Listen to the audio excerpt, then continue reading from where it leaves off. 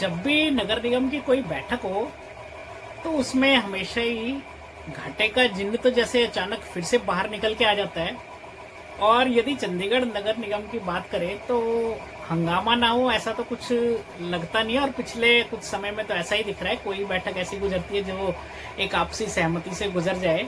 और ऐसा ही कुछ देखने को मिला कल, जिस तरह की खूब हंगामा हुआ। और आप पार्टी के कुछ ऐसे पार्षद हैं जिन्हें उठाकर मार्शल बुलाकर बाहर तक भेजना पड़ गया। खैर, इसमें ये जरूर है कि कुछ ऐसे प्रस्ताव पास कर दिए गए, उनमें से दो बड़ी चर्चा का विषय रहे। और यदि अखबार की माने तो एक तो सड़कों की पार्किंग, और दूसरा जो है V3 सड़कें, इनके संदर्भ में खास सभी का ध्यान रहा।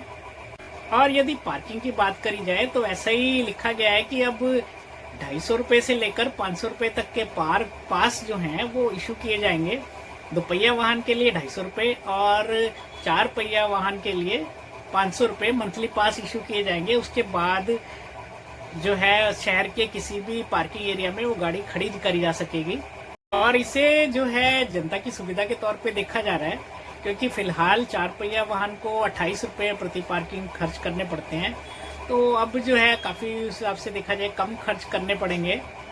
और इससे दूसरी ओर ये भी कहा गया है कि निगम को 50 से 150 करोड़ रुपए के बीच बीच आमदनी होने की उम्मीद है, तो जो कि एक अच्छा संकेत है। और वहीं दूसरी ओर जो शहर की सड़कें हैं उसका हाल किसी से छुपा हुआ नहीं है। और इस संदर्भ में जो V3 सड़कें हैं, कहा गया है कि वो प्रशासन को सौंप दी जाएंगी। और तर्क ये दिया गया है कि 45 करोड़ रुपए जो हैं वो अभी निगम के पास है नहीं, और निगम तो पहले ही वित्तीय संकट से गुजर रहा है। इनके पास कर्मचारियों तक को देने के लिए पैसे नहीं है, ऐसा ही अखबारों में हम देखते हैं अक्सर। और जाहिर सी बात है, सड़कें जो हैं प्रशासन को हैंडओवर की बात हो रही हो, इसका विरोध ना हो ऐसा तो होना नहीं था।